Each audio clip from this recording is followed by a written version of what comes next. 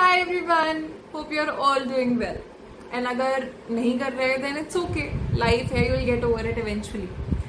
So this is Loki psychologist and आज हम आ गए हैं साइकोलॉजी ऑफ इंडिविजुअल डिफरेंसेस के यूनिट 1 का वन शॉट लेकर. So let us begin. Okay, so now we'll be doing psychology of individual differences का यूनिट 1 which is personality. सो पहले देख लेते हैं हमें क्या क्या कवर करना है. सबसे पहले will go with what is personality, होती क्या है आपकी पर्सनैलिटी, उसकी बायोलॉजिकल फाउंडेशंस, मेजर अप्रोचेस. 4 हम अप्रोच कवर करेंगे इसके अंदर which is psychodynamic, social cognitive, humanistic and trait. Last but not the least culture and gender and personality का कनेक्ट पढ़ेंगे. ऑल्सो मैंने PYQs को एनालाइज करा है. सो इससे मोस्टली आपके सिर्फ 7 मार्कर आएंगे. 7 मार्कर इज़ बेसिकली या तो आपके क्वेश्चन का हाफ पार्ट आ जाएगा या कोई शॉर्ट नोट आ सकता है. इस पर फुल क्वेश्चन नहीं आता. ओके. एंड बायोलॉजिकल फाउंडेशंस तो आपको इसी के अंदर इनकॉपरेट करना पड़ेगा बिकॉज इट्स अ वेरी छोटू सा topic. Psychodynamic and humanistic approach, it is the most repeated question, तो इन पार्ट्स पे बहुत ज़्यादा ध्यान देना. एंड ट्रेट अप्रोच पे भी अभी तक उतने ज़्यादा क्वेश्चंस तो नहीं आए हैं. What I have seen is कि 1 या 2 लॉन्ग में आए हैं या फिर शॉर्ट नोट के अंदर आए. जेंडर में हमेशा सिर्फ शॉर्ट नोट्स आए हैं. सो द थिंग इज की पर्सनैलिटी होती क्या है. सो it is derived from the word persona meaning a mask. अब एशियन रोमन थिएटर के अंदर क्या होता था कि लोगों को एक मास्क पहनना होता था एंड उसके बाद उनको ये था कि हाँ भाई इस बंदे ने मास्क पहन लिया तो इसको इसी वे के अंदर बिहेव करना है. So that is exactly what your personality is. Let's say that I tell you I am an extrovert, तो तुम्हारे माइंड में क्या आएगा कि मैं बहुत ज़्यादा बात करती हूँ, मैं अपॉर्चुनिटीज़ देखती हूँ लोगों से इंटरेक्ट करने की. So it is you know you are expected to behave in a particular way आपकी पर्सनैलिटी के अकॉर्डिंग. All right. तो personality refers to the sum of total inner and outer qualities of a person. इसमें है कि तुम अंदर से क्या हो और तुम्हारी बाहर की वाइब्स, उसकी टोटलिटी को ही पर्सनैलिटी बोला जाता है. हर किसी के अंदर ये अलग अलग पर्सनैलिटी होती है और these qualities they interact with different social situations resulting in specific behaviours. All right. अब हमारे गॉर्डन एल्पोर्ट जी तो बड़े महान थे, ठीक है. He studied over 49 definitions and उसके बाद भी इन्होंने इतनी कॉम्प्लेक्स ही डेफिनेशन दिया ना कि बच्चों का दिमाग खराब हो जाए. एक बार रीड कर लेते हैं then I will explain it one by one. All right. So personality is the dynamic organization within the individual of those psychosocial systems that determine his characteristic behavior and unique adjustment to the environment. Simple way में बताऊँ तो personality is basically personality is basically the ecosystem in your brain which decides कि whether you will panic text your crush या फिर you will ghost him or her for the next 3 weeks. So that is personality is who you are.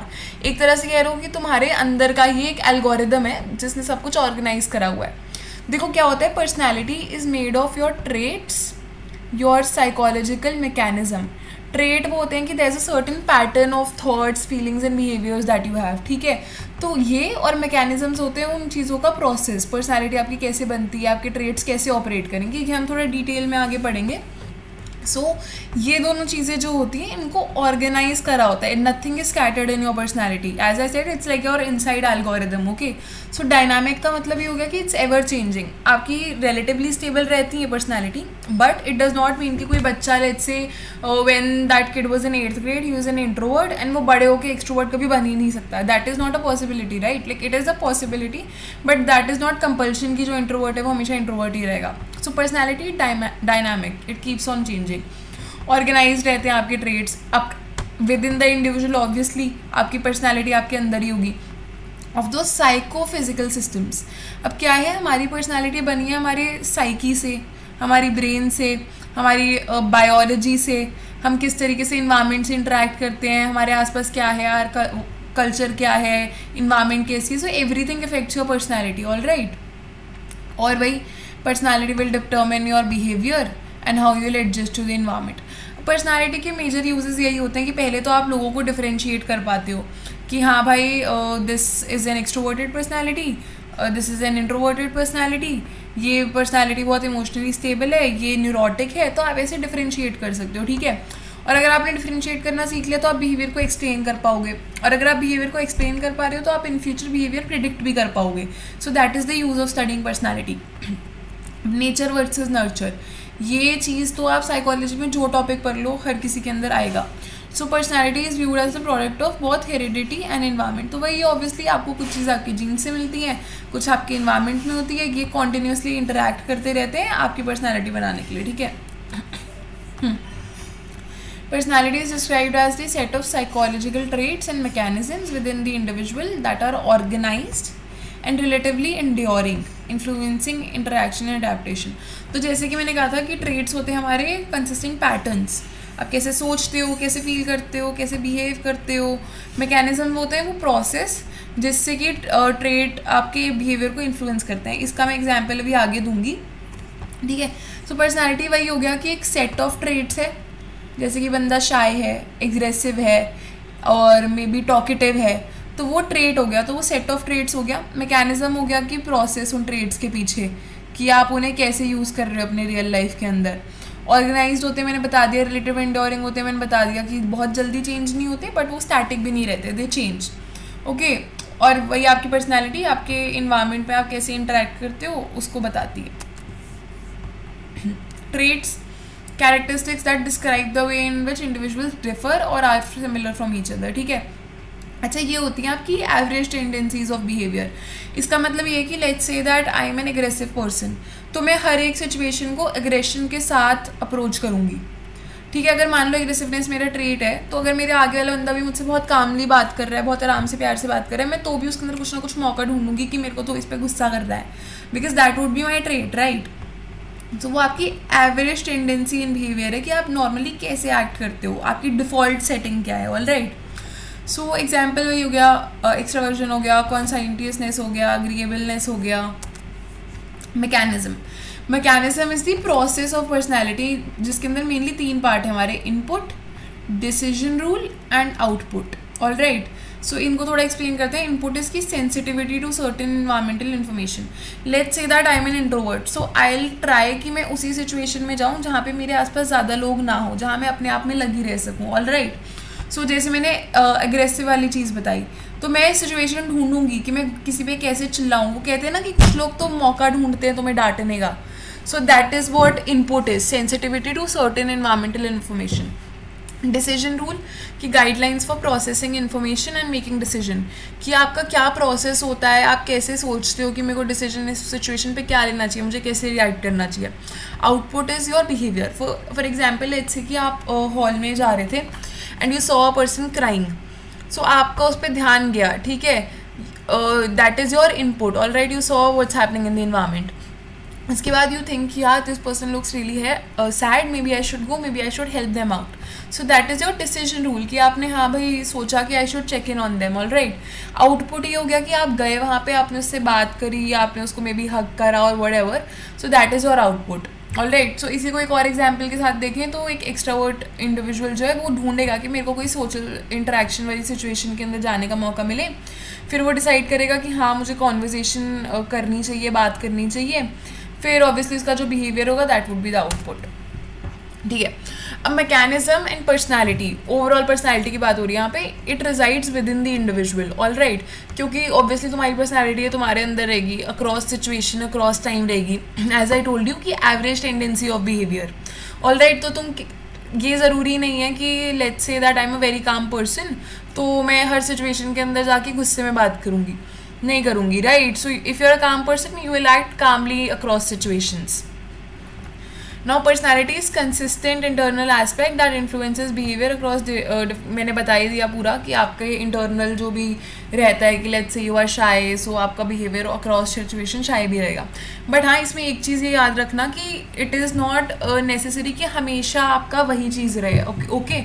So let's say that गुस्से वाला example लेते हैं कि I am a very aggressive person, but मैं अगर principal office में गई, मुझे कोई उनसे काम है, तो मैं उन पर चिल्ला के बात नहीं कर सकती, right. So sometimes your behaviour will change, sometimes the situation is overpowering, so वो आपके ट्रेड्स को वो शो नहीं होते, ऑल राइट। हाँ, तो ये भी चीज़ है कि सारे साइकोलॉजिकल मैकेनिज्म और ट्रेट एक साथ ज़रूरी नहीं है कि वर्क करें, all right. Some mechanism some traits show at certain times, जैसे कि मैंने बताया कि वो गुस्से वाली चीज़ आप शो कर ही नहीं सकते प्रिंसिपल पे, तो उस टाइम पे आपका डोमिनेंट ट्रेट शो नहीं हुआ, so that is what it is, all right. Organise relatively enduring, मैंने आपको पूरा समझा ही दिया है कि एक ऑर्गेनाइजेशन के अंदर साथ में मिलके वर्क करती हैं चीज़ें, ठीक है, रिलेटिवली स्टेबल होते हैं। और हाँ, स्पेशली एडल्टहुड में। अब बच्चों का क्या होता है कि बच्चे तो they have a lot of new experiences, they are still learning, they are still growing. तो क्या होता है कि उनकी पर्सनैलिटी चेंज होना is not a very difficult thing. But जो बड़े बुजुर्ग लोग होते हैं उनका तो एकदम हो जाता है ना कि they become very stiff. You ever notice a old person, they are not willing to change, they are like जो मैं हूँ मैं वो हूँ। सो स्पेशली एडल्टहुड के अंदर वो चीज़ डिफिकल्ट हो जाती है because you have lived your life like that, right. Now influence on interaction and adaptation. Obviously personality, आप किसी से कैसे बात करोगे, कैसे इंटरेक्ट करोगे, अपनी आसपास की सिचुएशंस को कैसे परसीव करोगे, वो सब अफेक्ट करता है, ऑल राइट। अब इन्वायरमेंट भी हमारी 3 टाइप की होती है। इंट्रासाइकिक, आपके अंदर के थॉट्स एंड फीलिंग्स, कि आपको खुद के बारे में कैसा लगता है, दूसरों के बारे में कैसा लगता है, what you feel, what you think, that is your intrapsychic environment. Physical is your tangible environment, आप स्कूल जा रहे हो तो स्कूल हो गया, कॉलेज हो गया, आपका रूम हो गया, घर हो गया, that is your tangible environment. Social is कि आप लोगों के साथ इंटरेक्ट कैसे करते हो, कि let's say that you are a calm person again, तो आप लोगों से बहुत अच्छे से बात करोगे। You are a kind person, so you will treat everybody with kindness. हाँ, अब देखो पर्सन इन्वायरमेंट इंटरेक्शन, इसमें क्या होता है कि जैसे मैंने बताया कि पर्सनैलिटी आपके इंटरेक्शंस को इन्फ्लुएंस करती है, बट इसमें ये नहीं है कि एक ही कॉमन वे में करेगी। देर आर 5 डिफरेंट थिंग्स कि आप कैसे अपनी इन्वायरमेंट, आपकी पर्सनैलिटी कैसे इन्वायरमेंट को इन्फ्लुएंस करती है, all right. So first is perception. Perception is basically individual अपने इन्वायरमेंट को कैसे परसीव करते हैं, कि let's say that I am an anxious person, तो I am an anxious overthinker, all right. So let's say कि मैं अपने रूम में जा रही थी एंड मेरा भाई बैठा हुआ था, तो आई टोल्ड हिम कि हाय क्या कर रहे हो, तो एंड वो बिजी था, उसने सुनी नहीं वो बात। सो उन्होंने सुना नहीं, and I am just thinking कि अरे why is this person ignoring me, कि अरे मैंने कुछ कर तो नहीं गया, क्योंकि that is my personality, I am anxious and I am overthinker. So मैं वो चीज़, हर चीज़ वैसे ओवर थिंक कर रही हूँ, जो कि एक्चुअलिटी में ऐसा नहीं है। सो पर्सनैलिटी विल इम्पैक्ट कि आप सिचुएशन को कैसे देखते हो, ठीक है। लेट्स से कि टीचर अनाउंसेस कि क्लास टेस्ट है कल। अब the person who is very much of over thinker, दिल थिंक कि हाय कैसे होगा, कुछ नहीं होगा, मुझे कुछ नहीं आता है and all that. Whereas another person who is very क्या बोले, very calm, very put together, very organised, वो ये सोचेगा कि हाँ ठीक है, I will go home, I will take up this topic and I will study. So same situation को डिफरेंट लोग डिफरेंट वे के अंदर अप्रोच करते हैं। So that is how personality influences your perception. Next is selection. Selection is की choices individuals make about their environment, कि आप कैसे इन्वायरमेंट में रहना पसंद करोगे, कैसे बिहेव करोगे, that is your selection, all right. जैसे an extrovert with choose an environment जहाँ पे वो जाके इंटरेक्ट कर सकें, जहाँ उन्हें मौका मिले, whereas an introvert might prefer to go in a library, ठीक है। So that is how you make choices of your environment. Next is evocation. किसी ने कभी ऐसे बोला है तुम्हें कि तुम रूम में आते हो यार रूम खिल जाता है, या कभी when let's say a particular person walks by, like यार ये क्यों आ गया, कि यार why is this person here, something like that. So that is evocation, reaction individual elicit from others. ये आप इंटेंशनली नहीं करते। लेट्स से कि तुम मेरे पास आए and I will be like यार तुम्हारी प्रेजेंस ही मुझे बहुत अच्छा फील कराती है, you might have heard these things, right. तो यही वाली चीज़ होती है एवोकेशन, की आपकी प्रेजेंस दूसरों को कैसा फील करवाती है, ठीक है। Next is manipulation. इसमें तो सबके एक्सपर्ट होते हैं, right. So it is basically strategy individuals use to influence other. आप क्या प्लान कर रहे हो कि let's say a person says कि नहीं मैंने कुछ नहीं करा, तो ये भी लाइक नहीं तूने ही तो करा है, नो यू डोंट नो, मतलब आप किसी और का बिहेवियर इन्फ्लुएंस करना चाह रहे हो कि अरे but if you go there it will be fun, यार तुम मान नहीं रहे हो मेरी and all that. So that's it, okay. हाँ, अब पर्सनैलिटी को ना बहुत ज़्यादा कंफ्यूज कर देते हैं लोग कैरेक्टर से और टेम्परामेंट से, ओके। बेसिक सा डिफरेंस है इनके अंदर, ठीक है। और इतना बड़ा अगर स्पेयर के अंदर नहीं याद करना, तो अगर तुम बेसिक ऊपर से भी याद कर लोगे it will be enough, all right. So personality is unique stable pattern of thought, feeling and behaviour, it evolves over time.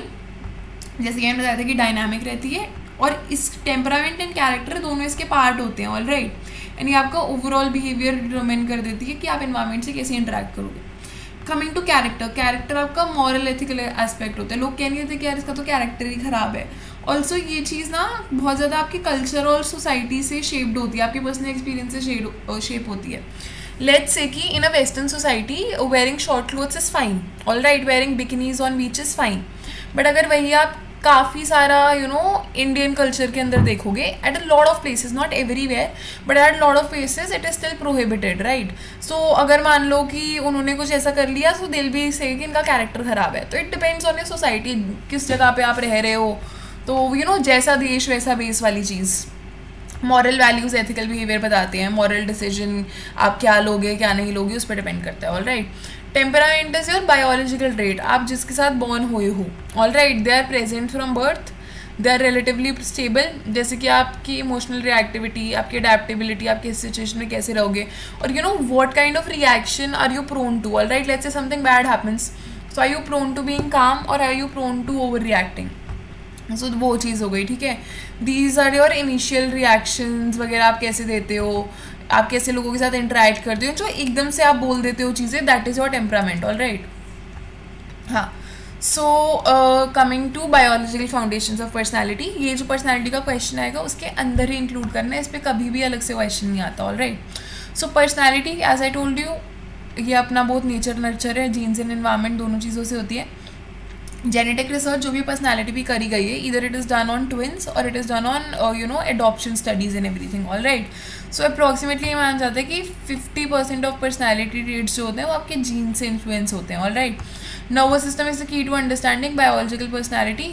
Nervous system पे डिपेंड करता है कि आपकी क्या पर्सनैलिटी है. अच्छा, एक चीज़ और है, ये 50% इसलिए है क्योंकि लेट्स से तुमने बहुत बार नोटिस करा होगा कि पेरेंट्स तो बहुत आउट गोइंग है, they are very active but their child is very shy. So it is not necessary कि आपका जो जीन्स के अंदर है वही वे के अंदर आप एक्ट करोगे. All right. So that is why it is 50%. आपकी इन्वायरमेंट भी आपको शेप करती है. हाँ, तो कुछ बायोलॉजिकल फैक्टर्स होते हैं जो आपकी पर्सनैलिटी को इफेक्ट करते हैं, जैसे कि आपके हार्मोन्स, न्यूरोट्रांसमीटर्स, और जैसे पर्सनैलिटी ट्रेट्स जो हैं वो हमारे ब्रेन के मेनली 2 रीजन पे लिंक्ड होती है. हाइपोथैलेमस जो आपकी फिजियोलॉजिकल प्रोसेसेस को रेगुलेट करता है, और एमिगडाला जो कि इमोशनल प्रोसेसिंग के लिए होता है. Coming to perspective, we have majorly 4 perspectives. Psychodynamic perspective is very very very important. इस पे ऑलमोस्ट हर पेपर के अंदर इस पे तो एक क्वेश्चन आया ही है और लॉन्ग क्वेश्चन आया है. All right. So maybe because Sigmund Freud is the father of psychology. Then we'll do behaviours and social cognitive perspective. इस पे मुझे उतने क्वेश्चन नहीं मिले, बट हाँ चांसेस है कि हो सकता है एक लॉन्ग क्वेश्चन आ जाए, बट इस पर मुझे पर्सनली उतने क्वेश्चन नहीं दिखे जो भी मैंने आई थिंक 15-16 पेपर्स एनालाइज करे हैं उसके अंदर. शॉर्ट नोट में आया हुआ है ये. All right. ह्यूमनिस्टिक के अंदर बहुत क्वेश्चंस आए हुए हैं. ठीक है. इसके अंदर तो मेनली ये और ये तो रट के ही जाना, रट के मतलब समझ के तुम आंसर्स तो बना ही लोगे. So next is trait perspective. Trait पे भी ज़्यादा क्वेश्चन आए नहीं है, it is mainly short notes. All right. तो सिगमंड फ्रॉइड ये हमारे father of psychology, and let's see इन्होंने ऐसा क्या करा जो इन्हें फादर ऑफ साइकोलॉजी बना दिया. He form the basis of psychodynamic approach. All right. इसके अंदर इन्होंने मेनली हर चीज़ को अपने चाइल्डहुड एक्सपीरियंस से कनेक्ट कर दिया, इंस्टिंक्ट से कर दिया, अनकॉन्शियस मोटिवेशन से कर दिया. सो इनका ना concept of consciousness went very very viral. I will tell you आगे, रुको यहाँ पे रहने देते हैं, आई विल टेल यू आगे. ठीक है. For him, direction of behavior is influenced by interaction of these instincts, biological sources of energy जो होती है. ठीक है. तो इन्होंने इन एनर्जी को 2 वे के अंदर कैटेगराइज करा हुआ है, एक लाइफ इंस्टिंक्ट और एक डेथ इंस्टिंक्ट. ठीक है. हम आगे पढ़ेंगे. सो मैं इसका थोड़ा सा आपको बैकग्राउंड देती हूँ. ठीक है. So psychodynamic theory, Sigmund Freud का जो टाइम था that was the Victorian age. अब Victorian age was the age of sexual repression, क्योंकि वहाँ पे ना चर्च का बहुत ज़्यादा डोमिनेंस था, एंड उन्होंने कह दिया था sex is a sin and you are only allowed to engage in sex after marriage, that too only on the purpose of having children. ठीक है. और ये भी बहुत मिसोजिनिक सिस्टम था. why? because women के लिए तो एकदम ही बहुत स्ट्रिक्ट रूल्स थे, but men could go out to mistresses. all right. तो बहुत ज़्यादा सेक्शुअल रिप्रेशन की एज थी. अब सिगमंड फ्रॉइड ने हमारी मेनली 4 चीज़ें दी हैं. एक हमारा पार्ट्स ऑफ पर्सनैलिटी दिया है, एक हमारा लेवल ऑफ कॉन्शियसनेस दिया है, साइकोसेक्सुअल स्टेजेस ऑफ डेवलपमेंट दिए हैं, और क्या दिया है उन्होंने, डिफेंस मैकेनिज्म दिए. All right. हाँ. सो इड उन्होंने 3 पार्ट दे दिए पर्सनैलिटी के. इड होता है हमारा वो पर्सनैलिटी का पार्ट जो बर्थ पे पहले मैं आपको लेवल्स ऑफ कॉन्शियसनेस समझाती हूँ, उसके बाद ये बेटर समझ आएगा. ठीक है. तो फ्रॉइड ने क्या दिए, 3 लेवल ऑफ कॉन्शियसनेस दिए. Let's say this is a sea and this is a mountain. All right. So ये जो लाइन है ये आपकी लाइन है कॉन्शियसनेस की, कि इसके ऊपर की चीज़ें आपके माइंड के अंदर रहेंगी. कॉन्शियस वो होता है thoughts and feelings that we are aware of. जैसे आई नो कि भाई आज मैंने ब्रेकफास्ट में पोहा खाया था, सो that is my conscious thought. Right. अब ये वाला जो पोर्शन होगा यहाँ से यहाँ तक, ये आपका हो जाएगा प्री कॉन्शियस, जो कि आपको पता तो है कि कुछ है, कुछ चल रहा है, बट आपको you are not fully sure about it. कि ऐसे कि यार मैं परसों गई थी कहीं कैफ़े पे, वहाँ की कॉफ़ी बहुत अच्छी थी, वो कैफ़े कौन सा था, तो आई एम अवेयर, थोड़ा थोड़ा मुझे इन्फॉर्मेशन है, बट वो पूरा भी यहाँ पे है नहीं। बट अगर मैं इस पर ज़्यादा दिमाग लगाऊंगी तो हाँ भाई मुझे याद आ जाएगा कि मैं स्टोन कैफ़े के अंदर गई थी, ठीक है। So that is your pre conscious information, you are not currently in consciousness but can be brought to awareness. All right, now this deep sea के अंदर आप चले जाओगे तो दैट इज़ योर अनकॉन्शियस, ठीक है। यहाँ वाली चीज़ें आपको थॉट्स, मेमोरीज, डिज़ायर्स जो आपके पास हैं तो सही, बट आपको याद नहीं रहती एंड आपको उसकी कोई भी अवेयरनेस नहीं, it is just there. Like sometimes let's say that you cry all of a sudden, now you don't know why you cry, why you are crying, but that is unconsciously you are crying because you are feeling something but you are not aware कि क्यों, ठीक है। Now let's come to defence mechanism. All right, अच्छा पहले मैं ED को समझा देती हूँ। सो इसमें क्या है कि ईड होती है हमारी पार्ट ऑफ पर्सनैलिटी जो बर्थ से प्रेजेंट होती है। इट इज़ कम्प्लीटली अनकॉन्शियस, क्योंकि आप birth, you are just born, you don't know anything about the society, you don't know anything, you have no society culture, आपका मतलब कहीं पे भी इमीडिएट इन्फ्लुएंस है नहीं, ठीक है। तो ये आपके प्लेजर प्रिंसिपल पे ऑपरेट करेगा कि आपको जहाँ से भी प्लेजर मिल रहा है, मेरे को तो वो चीज़ चाहिए। Let's say child wants a chocolate, तो वो चॉकलेट पकड़ के रोने लग जाए कि मेरे को चाहिए चाहिए चाहिए चाहिए चाहिए चाहिए, एंड वो चॉकलेट लेके भाग जाएगा। दैट इज़ इड, कि वो चॉकलेट उठाई, भाग गया, did not pay, did not do anything, because उसको बस वो प्लेजर चाहिए था। That child wanted to have chocolate, so he just found his way, उठा के भाग गया। इमीडिएट ग्रेटिफिकेशन चाहिए, वेट नहीं होता इड को। Id is your like I don't give a shit, जो मुझे चाहिए वो मुझे चाहिए, दैट इज़ इड, ठीक है। Now coming to ego. Ego is the rational, logical and most conscious part of personality. ये आपकी इड को आपकी रियलिटी से कनेक्ट करता है। That is why we say that it operates on the reality principle. Ego को है कि भाई मैं इड की बात सुनूंगा तो सही, क्योंकि मुझे जो चाहिए वो मुझे चाहिए, बट उसको सोशली एक्सेप्टेबल वे के अंदर मैं कैसे करूँ। So that is what ego, satisfying its desire in realistic and socially acceptable ways. So what ego will do? Ego will go grab a chocolate and ask his parents कि please मुझे दो, मुझे चाहिए, मुझे चॉकलेट चाहिए, chocolate दिलाओ, chocolate दिलाओ। So he'll ask his parents, all right. Next is super ego. Super ego is कि moral center of personality containing conscience and ego idol. It develops जब जैसे जैसे आप बड़े होते हो आपको थोड़े थोड़े रूल समझ आने लगते हैं कि हाँ भाई ऐसे बिहेव करना चाहिए। सो while let's say a child wants a chocolate, तो वो चॉकलेट लेगा एंड पेरेंट्स ने मना कर दिया तो ही वुड अंडरस्टैंड कि हाँ भाई ये मॉरली ठीक नहीं है। If they are saying no then I should listen to them since they are my parents, all right. So consciousness हो गया। कमिंग टू डिफेंस मैकेनिज्म, ये हम सब करते हैं तो ध्यान से समझो, all right. Unconscious strategies the ego uses to manage anxiety. अब देखो anxiety is a very uncomfortable feeling, nobody wants to be anxious, nobody wants negatives in their life, सब चाहते हैं कि हम भाई खुश रहें, all right. So that is what your defence mechanism do. आप कॉन्शियसली अवेयर नहीं होते आप क्या कर रहे हो, बट देन अच्छा लेट्स से कि आपका टेस्ट अच्छा नहीं गया, तो आप क्या कहोगे, यार मेरा टेस्ट पेपर ही हार्ड आया था, अरे टीचर को मुझे उन्हें पर्सनल बीफ है, उन्होंने नंबर नहीं दिए। So you are just giving rational, you are trying to rationalise a situation जहाँ पे आपको एंग्जाइटी फील हो रही है, ऑल राइट। तो ये बेसिकली 10 है, इसको ऐसे याद रख लेना कि wait, it is dogs don't respect people's rooms, ruining rugs inside, constantly smiling. So it is dogs don't respect people's room, ruining rugs inside, constantly smiling, ठीक है। तो रुको मैं समझा भी देती हूँ। Defence mechanism is something that we all do. Why? Because हम सबको एंग्जाइटी होती है। लेट्स से कि आपका एग्ज़ाम अच्छा नहीं गया, नंबर अच्छे नहीं आए, what you generally say is कि यार पेपर बहुत हार्ड आया था, एक्चुअली सिलेबस के आउट ऑफ सिलेबस क्वेश्चन आ गए थे, टीचर को मुझसे पर्सनल बीफ है, that's why she didn't give me number, so it is basically unconscious strategies that ego uses to manage anxiety by distorting reality. Anxiety किसी को नहीं अच्छी लगती, बहुत नेगेटिव फीलिंग है, सबको पॉजिटिव पॉजिटिव खुश रहना पसंद करते हैं, ठीक है। तो ये वो स्ट्रैटेजी है जो आपकी ईगो यूज़ करती है, और इसके लिए आप कॉन्शियसली अवेयर नहीं होते। आप ये आपको पता नहीं लगा कि हाँ मैं बोल रहा हूँ कि टीचर को मुझसे पर्सनल बीफ है, उन्होंने नंबर नहीं दिए, मैं बस सिचुएशन को रैशनलाइज करने की कोशिश कर रहा हूँ।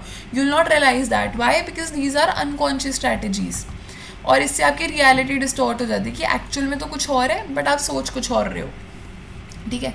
सो अब ये मेजरली 10 है, मैं आपको ये इनके हिसाब से नाम भी बता दूंगी, पहले समझ लो, ठीक है। First is repression. Repression is pushing down your threatening memories out of conscious awareness. Let's say that someone got sexually abused, but then उन्होंने वो चीज़ उनसे इतनी टॉलरेट नहीं कर पाई और उन्होंने वो एकदम सप्रेस कर दी अंदर, उन्होंने वो कॉन्शियसली उसको अपने माइंड से हटा दिया। So now they have no memory of getting sexually abused, that is repression. Then let's come to denial. Denial is refusing to acknowledge an unpleasant reality. Let's say you fail an exam. So you नहीं हो गया, मैं बहुत अच्छे से पढ़ा रही हूँ, अच्छे से तुम फुल मार्क्स लेके आओगे, A ग्रेड आएगा सबका। So but let's say for example that you fail, but and you will be like यार मैं तो फेल हो ही नहीं सकता, मैंने तो बहुत अच्छे से पढ़ा था, ऐसा पॉसिबिलिटी ही नहीं है, बट तुम एक्चुअलिटी के अंदर फेल हो चुके हो। So that is denial. You are not willing to accept your reality. Next is projection. It is कि अपने थॉट्स और फीलिंग्स को किसी और के ऊपर एट्रीब्यूट करना, कि ऐसे होता है कई बार व्हेन आप किसी से लड़ाई कर रहे हो, कुछ कर रहे हो, तो दैट पर्सन इज लाइक चिल्लाओ मत, तो यू से मैं नहीं चिल्ला रहा, चिल्ला तुम रहे हो, I am not the one who's angry, you are the one who's angry, I am not doing this, you are doing it. ये बहुत ज़्यादा तुम्हारे रिलेशनशिप ड्रामा में भी ये चीज़ें होती हैं कि नहीं मैंने तो कुछ नहीं बोला, तुमने ही बोला था। और let's say that you like someone, तो यू वॉन्ट से कि बट आप अंदर से आते हो कि यार नहीं यार that's not my type, I am not suppose to like this person. तो आप 10 लोग को जाके बोलते हो कि अरे यार you know this person really likes me, but actuality क्या होती है कि यू लाइक देम। सो अपने खुद के अनएक्सेप्टेबल थॉट्स को दूसरों पे एट्रीब्यूट कर देना। Next is displacement. Displacement is redirecting your own emotions to a substitute target. All right. So let's say कि आपका ऑफिस में या let's say कि कॉलेज में तुम जा रहे हो, तुम्हें तुम्हारे प्रोफेसर ने किसी चीज़ के लिए सुना दिया एंड तुम ऑब्वियसली उस टाइम पे उन्हें तो उल्टा सुना नहीं सकते because they are a professor, they have the power and everything. ठीक है, तो तुम उस सिचुएशन में वैसे रिएक्ट नहीं कर सकते, बट तुम्हारे अंदर गुस्सा तो आ रहा है ना कि how dare she say that to me. ठीक है, तो तुम क्या करा, तुम अपने घर में जाके you started yelling at your sibling, you started picking fights with your friends और फैमिली.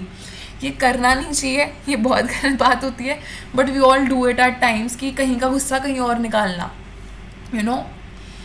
ठीक है, so next is sublimation. Sublimation is channeling unacceptable impulses into socially acceptable activities. ठीक है, now let's say a person is generally very aggressive. ठीक है, तो अब socially acceptable नहीं है कि आप गुस्से के अंदर रह रहे हो या आप लोगों को मार रहे हो. That is not socially acceptable.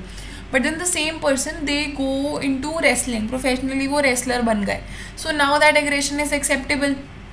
So वही चीज़ हो गई कि channeling unacceptable impulses into socially acceptable activities. Now it comes our reaction formation. All right, reaction formation वही जो मैंने आपको एग्जाम वाला एग्जाम्पल दिया था कि उसे कि टीचर को मुझसे पर्सनल बीफ है. इट इज़ एक्सप्रेसिंग, अच्छा नहीं sorry, that is rationalisation. Reaction formation is expressing opposite of one's true feelings. All right, अब इसमें क्या है कि let's say that you are very attracted to somebody, but आप अट्रैक्टेड होना नहीं चाहते, तो you will act like you are disgusted by that person, whereas you actually like them but you will act like you are disgusted by someone. तो वही चीज़ है कि आप अपनी ट्रू फीलिंग्स के एकदम ऑपोजिट वे के अंदर एक्ट कर रहे हो क्योंकि आपको खुद की फीलिंग्स अपनी यू नो अच्छी नहीं लग रही. Now comes rationalisation, creating logical excuses to justify unacceptable behaviour of feelings. ठीक है, जैसे मैंने एग्जाम्पल दिया था वो एग्जाम वाला कि टीचर को मुझसे पर्सनल बीफ है, दैट इज़ वाई मुझे नंबर नहीं दी उन्होंने, या may be you know like मैंने बहुत गुस्से में रिएक्ट कर दिया, तो अरे पर उसने भी तो मुझसे ऐसे बोला था. सो वही चीज़ कि आप बस एक एक्सक्यूज ढूंढते हो अपने बिहेवियर को जस्टिफाई करने के लिए. Next is regression. Regression is reverting to child like behaviour in stressful situation. अब इसमें क्या होता है कि लेट्स से पहले parent has only one child, तो उस चाइल्ड को सारी अटेंशन मिल रही है, एकदम से दे have a second baby. All right, तो चाइल्ड विल स्टार्ट फीलिंग बहुत ही ज़्यादा नेग्लेक्टेड कि यार उसको जो हाँ 100% अटेंशन मिल रही थी उसको उतनी नहीं मिल रही अब. सो लेट्स से 4 year old, उस टाइम तक टॉयलेट ट्रेनिंग वगैरह हो जाती है, but because the second born is there and now the person is not getting as much attention, the child may start peeing his bed again just to get that attention. So that is regression कि आप अपने पुराने stage पे जाके अटक गए. Now comes our identification. Identification is imitating और aligning से डर लगता है बहुत ज़्यादा, सो दे विदहोल्ड देयर फीसेस उस टाइम पे. So as a result adulthood के अंदर वो बहुत ज़्यादा ऑर्डरलीनेस हो जाती है, बहुत स्टबॉर्न हो जाते हैं, बहुत ज़्यादा दे डू नॉट लाइक मेस वाली चीज़, बहुत ज़्यादा स्टिंजी हो जाते हैं, very uptight people. All right. So anal expulsive people on the other hand are एकदम opposite. The people who just make a mess, बहुत careless, बहुत rebellious होते हैं. एंड अडल्ट पर्सनैलिटी इशू के अंदर ऑब्सेसिव कंपल्सिव ट्रेट डेवलप हो सकते हैं या डिसऑर्गेनाइजेशन डेवलप हो सकती है. This will happen for the retentive personality, this will happen for the expulsive personality. So phallic stage का वर्ड जो है it is derived from the word phallus. Phallus means penis. All right. सो उससे पता लग रहा है कि focus would be on genitals. Right. So it occurs from age number 3 to age 6 and it is self-exploration and curiosity पे guided. All right. So our source of pleasure is genital stimulation. So okay, listen. Freud is the person who is existing in the Victorian age of sexual repression, and he says that your 3 to 6-year-old kid knows how to masturbate. That is Freud. So yeah, so he gave two conflicts. Oedipus complex and Electra complex. Okay. So acha, he also gives the concept of penis envy and castration anxiety. So penis envy is basically, he says that girls get envious of boys, and then castration anxiety is the fear of losing the penis because boys see that girls don't have one, so they are scared that it would go away. All right. So now let's talk about the two conflicts. First is the Oedipus complex. इसके अंदर ये कहा जाता है कि there was a Greek king who killed his father and married his mother. So that is basically boys' desire for mother and how they see their fathers as rivals. All right. And then Electra complex के अंदर एकदम opposite हो जाता है, and जैसे कि girls desire their father and they experience penis envy. All right. So इसके अंदर ये कहा जाता है कि with time what happens is कि the boy they are also very scared of their fathers. Why? Because of castration anxiety. Okay. So boys say okay, with time boys start to identify with their fathers क्योंकि उन्हें लगता है कि हाँ, if they want to gain their mother's affection and love they need to be more like their fathers. All right. Same happens with the girls, they identify with their fathers. इसको कहते हैं हम आइडेंटिफिकेशन. सो ये conflict resolve होती है identification से same sex parent के साथ and they adopt gender roles. Okay. So इसमें ये कहा जाता है कि अगर फिक्सेशन होगी तो एक तो वैनिटी आ जाएगी, रेकलेस हो जाएंगे बहुत ज़्यादा लोग, सेक्शुअल डिसफंक्शन होगा, एंड लड़कों के अंदर mostly they become like mama's boys and लड़कियों के अंदर they start dating older guys. Okay. They see older figures as marriage figures. All right. Like वो है ना कि girls who like older guys. So basically वो इलेक्ट्रा कॉन्फ्लिक्ट्स रिजॉल्व नहीं हुआ इसलिए होता है. Now coming to the latency stage. All right. तो लेटेंसी से समझ आ रहा है कि सब कुछ लेटेंट है, nothing is happening. It is from age 6 to puberty. Focus, there is no erogenous zone, sexual energy खत्म हो जाती है उस टाइम पे. Okay. The focus is not there. All right. Development पे फोकस रहता है, लोगों से इंटरेक्ट करना, एकेडमिक स्किल्स बूस्ट करना. So this is the age वो स्कूल के अंदर जहाँ बच्चों को होता है कि I want to accomplish this, I want to accomplish this, उनका मेन फोकस वहाँ चले जाता है. They do not care about the sexual energy any more. All right. So इनकी कॉन्फ्लिक्ट होती है developing relationship with peers and refining social skills. ठीक है. और अगर ये ढंग से रिजॉल्व नहीं होती तो सोशल या कम्युनिकेशन प्रॉब्लम्स आने लग जाती हैं, लोग ढंग से बात नहीं कर पाते हैं ऑल दैट. फिर पर्सनालिटी आउटकम ये होता है कि if it is not resolve properly तो आपका कॉन्फिडेंस नहीं बनेगा, सोशल स्किल्स नहीं होंगी, कम्युनिकेशन स्किल्स कुछ भी नहीं होंगी. So this basically this stage is for developing your confidence, your social skills, your communication abilities. Okay, so now coming to the genital stage. So it starts from puberty, like it is 12 and above. Okay. So इसके अंदर focus is genitals because now children get sexually matured. All right. And इसके अंदर source of pleasure ये हो गया कि establishing romantic relationships and intimacy. अब इसमें conflict ये हो गई कि balancing love and work. All right. So when you are like 13 years, so Freud says कि when a child is 13 years old, they are sexually mature and they are mature enough to have sex. All right. And उसके अंदर conflict ये हो गई कि आप अपनी love life को और अपने वर्क लाइफ को कैसे बैलेंस कर रहे हो. एंड प्यूबर्टी एंड अबव तो वही हो गया, आप अपने लव और स्कूल को कैसे मैनेज कर रहे हो. राइट. उसमें तो तुम सब एक्सपर्ट्स हो ही. सो इसका रेजोल्यूशन होता है कि when you like try to strike a balance and वो बैलेंस बन जाता है तो it leads to you being mature and well adjusted person. Okay. So अगर फिक्सेशन हो जाता है, अगर आपकी कॉन्फ्लिक्ट रिजॉल्व नहीं होती, या तो आप यहाँ ज़्यादा फोकस हो जाते हो या आप यहाँ ज़्यादा फोकस हो जाते हो. तो इंटीमेसी के अंदर प्रॉब्लम्स आने लग जाते हैं एंड रिलेशनशिप प्रॉब्लम्स आने लग जाते हैं.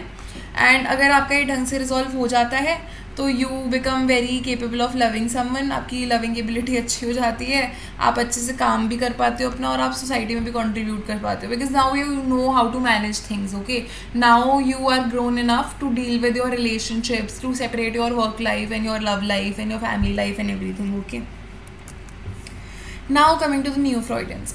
एंड देखो ऐसे बहुत सारे लोग हैं जो फ्रॉइड की थ्योरी से अग्री नहीं करते, specially with so much emphasis on sex. All right, so वही थे new Freudians. They were also the people who did not want to focus as much on the sexual drives. All right, तो they accepted कि हाँ भाई unconscious mind की तो बहुत ज़्यादा इंपॉर्टेंस है, आज भी बहुत ज़्यादा वैलिड है अनकॉन्शियस माइंड का कॉन्सेप्ट, चाइल्डहुड एक्सपीरियंसेस का कॉन्सेप्ट. उन्होंने सेक्शुअल ड्राइव्स की जगह अपना फोकस इन चीज़ों पे डाल दिया, which is socio cultural influences, interpersonal relationship, lifelong development, psychological growth, self awareness. All right, so सबसे पहले कार्ल यूंग पे आते हैं. he gave the concept of analytical psychology. okay, so he not only emphasized on sexual aspects but he said कि नहीं भाई हर चीज़ sexual aspects पे नहीं है, लोगों की aims and aspirations भी होती हैं. ठीक है, सो इसके अंदर ये कहता है कि human beings are not driven by sexual forces, they are driven by their aims, by what they want to achieve. Okay, so यही कंपीटिंग फोर्सेस होती हैं इंडिविजुअल के अंदर, जिससे कि इंडिविजुएशन कहते हैं हम लोग. And then he talked about collective unconscious. So देखो फ्राइड ने क्या करा कि दिस इज कॉन्शियसनेस की line and this is your you know consciousness, this is अपना conscious, preconscious, unconscious. So this is one person. Okay, so Freud says कि यहाँ पे एक एरिया होता है जहाँ पे यूंग सेज कि एक एरिया होता है जहाँ पे it is a collective thing. यहाँ पे तुम अकेले हो, ये अनकॉन्शियस तुम्हारा सिर्फ खुद का है, बट यहाँ पे जो अनकॉन्शियस है it is for all the human beings to exist. All right, so it is known as the collective unconscious. Personal होता है ये, but it is common to all the human beings. ठीक है, इसके अंदर आर्कीटाइप्स होते हैं. Archetypes are the universal pattern of images for species that shape their behaviour. जैसे कि maybe the archetype of mother earth. ठीक है, maybe any religions that you follow. All right, and maybe anything like आपके unconsciously जो collectively human beings में सब में होता है. जैसे कि why we as human beings do not like bitter things is because earlier bitter things से क्या होता था कि they were poisonous. Right, so that is one of your archetype. All right, एक जनरेशन से दूसरी जनरेशन में ट्रांसफ़र होते हैं. Maybe myth, dreams, all kind of arts, mother earth, sun god etcetera. Okay, coming to Alfred Adler. Okay, इन्होंने हमें दिया था concept of inferiority conflicts. Okay, so people strive to overcome real और imagined weakness. अब हो क्या सकता है कि let's say that you are here and you are let's say you are cooking something and your food does not turn out to be that good, but then some other person comes and तुम्हारे आधे time में आधे सामान के साथ they cook much better than you. तो आपको अंदर से वो inferior वाली फीलिंग आने लगी कि यार मैं तो नहीं कर पा रहा, ये कर रहा है. So now that inferiority could be real और it could be imagined also. May be आपने भी बहुत अच्छा बनाया और आपको बस लग रहा है कि नहीं यार मेरा अच्छा नहीं है, उसका अच्छा है. So as per Adler, he emphasized the striving for superiority as one of the core of personality. कि everybody wants to be superior. सबको ये प्रूव करना है कि हाँ भाई मैं बड़ा हूँ, मैं सही हूँ. That is what superiority is. ठीक है, so he focused on social interest. He focused on the need to cooperate and contribute to society. He differentiated from Freud by saying कि वही again sexual motivation को उसने reject कर दिया. He emphasized on social factors and goal setting. Okay, Jung ने क्या कहा था, aims and aspiration. एडलर क्या कह रहे हैं, social factors and goal setting. Coming to Karen Horney. Okay, ये भी हमारी used to work with Freud, but then she criticized his concept of male-centric view. Okay, so Freud was a very misogynist person. Okay, तो वो उन्होंने हर चीज़ को अपने mail पे centre करा था. Maybe the concept of penis envy castration anxiety और anything else. तो Karen Horney she criticise this theory and propose the concept of womb envy, कि men are envious of women's ability to create life. She gave the feeling of describe the feeling of basic anxiety. ये चीज़ हमने 12th में भी करी है, नहीं करी तो मैं समझा देती हूँ, कोई दिक्कत नहीं है. व्हाट हैपेंस इज दैट जब चाइल्डहुड के अंदर child is not treated well, okay, they are neglected और not given enough attention, basic anxiety की फीलिंग डेवलप हो जाती है लोनलीनेस की वजह से. ओके, सो उन्होंने कहा कि इस बेसिक एंगजाइटी से कोप करने के लिए 3 स्टाइल्स हो सकते हैं. या तो moving towards, because it is mainly about gaining affection. तो मुझे चाइल्डहुड में नहीं मिला, you start becoming overly dependent on people, or you just you are doing everything for people, and people even if they are not giving anything to you, तुम हर चीज़ बस उनके लिए करके जाओगे to please them. so तुम बहुत बड़े people pleaser बन सकते हो, या तुम एकदम उनके अगेंस्ट चले जाओगे. Against is that you become very aggressive, you don't care about people. तो मैंने उल्टा सीधा बोल दोगे bye, because if you are rude, if you are aggressive, you will not get hurt. कि मुझे क्या है, मैं दूसरों को के साथ बुरा करते जाऊँगा, अगर मैं किसी पे अपना उतना अटेंशन दूंगा ही नहीं तो मुझे कभी बुरा नहीं फील होगा. और moving away from people is एकदम अकेले हो जाना. यहाँ पे आप फिर भी अगेंस्ट जा रहे हो, यहाँ पे तुम बहुत ज़्यादा हॉस्टाइल हो, बहुत ज़्यादा एग्रेसिव हो, बट यहाँ पे वो चीज़ भी नहीं है. यहाँ पे moving away from people is you just separate yourself. तुम अकेले रहना पसंद करते हो because you don't want to get hurt. ठीक है. सो बेसिकली कैरन हॉर्नाय ने कल्चर और चाइल्डहुड रिलेशनशिप को एम्फेसाइज करा है, बायोलॉजी को नहीं करा. Biology is basically the sexual drives, okay, और instincts. Coming to Erik Erikson, he gave the concept of psychosocial development. ठीक है. तो अगेन जैसे फ्रॉइड ने साइकोसेक्सुअल के बारे में बताया था, इन्होंने साइकोसोशल स्टेजेस ऑफ डेवलपमेंट दिए थे, जैसे कि ट्रस्ट मिसट्रस्ट हो गया, इंटेग्रिटी डिस्पेयर हो गया. और इन्होंने भी जैसे फ्रॉइड ने अपनी कॉन्फ्लिक्ट दी थी, इन्होंने साइकोसोशल क्राइसिस दी थी. ठीक है. सो अब फ्रॉइड ने जैसे हमारा सिर्फ यहाँ से लेके प्यूबर्टी तक फोकस करा कि यहाँ पे बंदा सेक्शुअली मैच्योर हो जाता है, पर्सनैलिटी उनकी बन जाती है. बट एरिक्सन सेड दैट पूरा लाइफ स्पैन के अंदर डेवलपमेंट होता है. It is not just your early childhood, okay? He believed that each stage presents a crisis which needs to be resolved for a healthy personality growth. इसमें इतना depth में जाने की नीड नहीं है, because question will only come from like psychodynamic theories. Psychodynamic के अंदर तुम एंड में ये अगर एक पेज का भी पूरा न्यू फ्रॉइडियंस का लिख देते हो ना, ज़्यादा ज़्यादा बोथ साइड वाली चीज़, तो उतना इनफ रहेगा. बिकॉज तुम्हारे साइकोडायनेमिक में वो 4 जो टॉपिक्स हैं वो ही तुम्हारे काफ़ी सारे पेजेस हो जाएंगे, उसमें कोई दिक्कत नहीं है. ठीक है. अभी बस समझो. सो इसने आइडेंटिटी क्राइसिस का कॉन्सेप्ट दिया है कि failure to achieve ego identity during is adolescence. So basically ये वो हो जाता है कि, और ये सिर्फ एडोलसेंस में नहीं है, ये मेनली उनका कॉन्सेप्ट टीनेज के लिए वायरल हुआ था, but then it is throughout life कि अ पर्सन जस्ट फील्स कि मैं हूँ कौन, what am I suppose to do, what am I doing. वो सबको क्राइसिस सा हो जाता है ना. तुम लोग को भी हुआ होगा 10th के बाद कि मेरे को कौन सी स्ट्रीम लेनी चाहिए, या 12th के बाद कि यार should I even take this course. मतलब मुझे तो बहुत हुआ था साइकोलॉजी लेने से पहले, इसलिए यार यदि लेना चाहिए नहीं लेना चाहिए, what if you are making a mistake, is this who I am and everything. But then end में it worked out, this is who I M.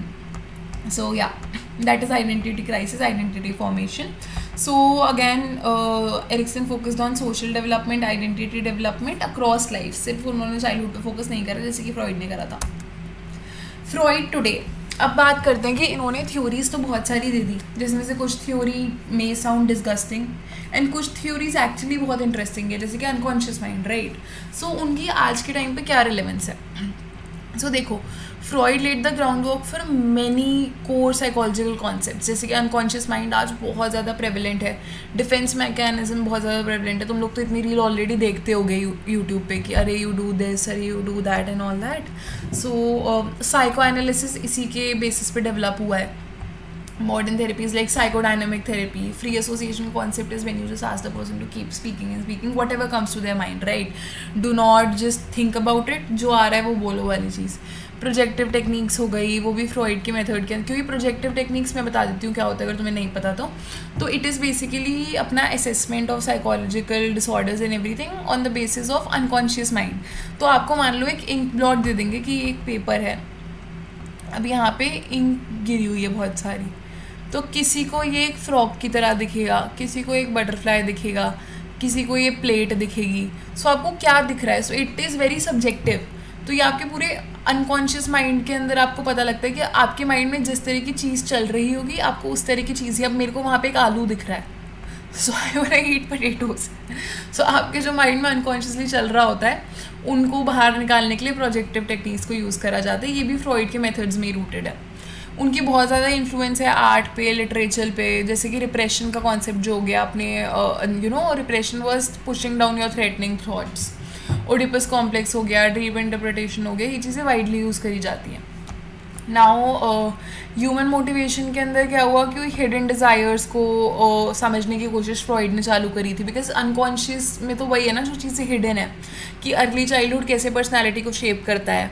Defence mechanism as I already told you कि उनके जो ego defence mechanism थे, maybe denial, projection, अच्छे से याद कर लेना कि dogs do not respect people's rooms, ruining rugs, constantly ruining rugs inside, constantly smiling, all right.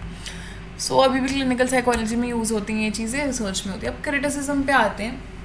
पहली चीज़ तो जी इन्होंने एक्सपेरिमेंट करे ही नहीं, इन्होंने बस अपनी केस स्टडीज़ के बेसिस पे उनके जो क्लाइंट आए उसके हिसाब से करा, and that too they he interpreted childhood as the way he wanted, right, you know. So हुआ क्या कि मान लो कोई बंदा आया एंड दे सेड समथिंग कि अच्छा दिस हैपेंड, तो फ्रॉइड को दिख रहा है कि उसकी थ्योरी में वो कहाँ फिट हो रहा है, तो वो अपने हिसाब से चीज़ों को मॉडिफाई कर लेता था. वो ये नहीं कहेगा कि हाँ भाई ये बंदा वो कह रहा है मुझे कि let's say this person does not feel like they belong anywhere, तो वो चाइल्डहुड में मान लो कहते कि एक बार उसके फादर उसको ट्रिप पे नहीं लेके गए थे, तो विल जस्ट कनेक्ट कि हाँ just because of that one time your father did not take you on a trip, now you feel abandoned. जबकि ये चीज़ें जो चाइल्डहुड हिस्ट्री होती है, चाइल्डहुड ट्रॉमाज होते हैं, they are not just one time thing, they develop over time and they reach a point जहाँ पे आपकी नॉर्मल फंक्शनिंग डिसरप्ट हो जाती है. सो फ्रॉइड जस्ट इंटरप्रेटेड दूसरों के childhood the way he wanted, he didn't care, उसकी थ्योरी में बस फिट होना चाहिए. He revise real memories as fantasies, oedipal conflict हो गया जैसे. तो मतलब उन्होंने काफ़ी लोगों की, एक तो वो भी करा था साइको एनालिसिस के अंदर, hypnotherapy is also part somewhere, तो वो लोगों को स्टेज के अंदर ले जाता था and use to ask such questions कि लोगों को कंफ्यूज हो जाते थे कि is this real, is this not real. So you know he actually messed with people's head a lot. Diagnosis सिर्फ फ्री एसोसिएशन और ड्रीम एनालिसिस के बेसिस पे करा है. He did not think of any other thing. Okay, free association में explain कर चुकी हूँ. ड्रीम एनालिसिस की मानो मुझे सपने के अंदर आया है कि मैं पहाड़ से गिर गई, which means I feel that I am somewhere falling in my life. So dreams के बेसिस पे लोगों को एनालाइज करना, which is not very scientific, you no.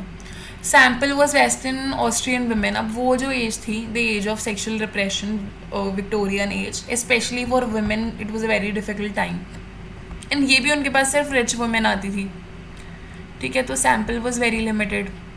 Cultural का इन्फ्लुएंस तो बहुत ज़्यादा था. Male centric because castration anxiety, penis envy. Culturally limited as I told you, यही वाली चीज़ हो गई है वेस्टर्न ऑस्ट्रियन वुमेन. हाँ, now let's come to social cognitive approach to personality.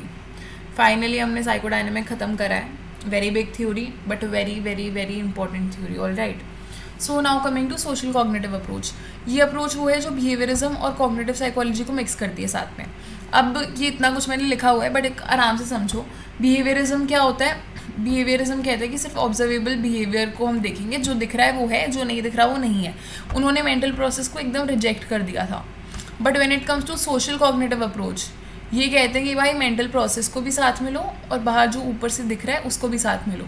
तो आपकी इन्वायरमेंट से आप क्या सीख रहे हो, आपके थॉट्स, बिलीव्स, इमोशंस क्या हैं, उन सबका झोल मेल करके क्या आ रहा है, that is what social cognitive approach, all right. It values what can be seen and what can be thought, as I told you. Personality इनके हिसाब से होता है तीन चीज़ों का फैक्टर, तीन चीज़ों के इंट्रैक्शन से होता है. Your environment, your behaviour and your cognition, they are equal to your personality. कि आप क्या सोच रहे हो, आप कैसे बिहेव. अच्छा, let's say that you take admission in a new school, so this is you, this is all the other students, all right. अब आपके लिए बहुत न्यू इन्वायरमेंट है, so cognition, environment, very new environment. But धीरे धीरे आपको environment थोड़ा सा कंफर्टेबल फील कराने लगते हैं. यू स्टार्ट फीलिंग यार ये लोग तो मेरे जैसे से हैं.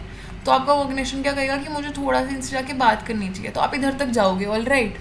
तो आप बात करना चालू करोगे, you say hi hello, you connect with people, and तो आपका वो बिहेवियर हो गया कि you are doing something.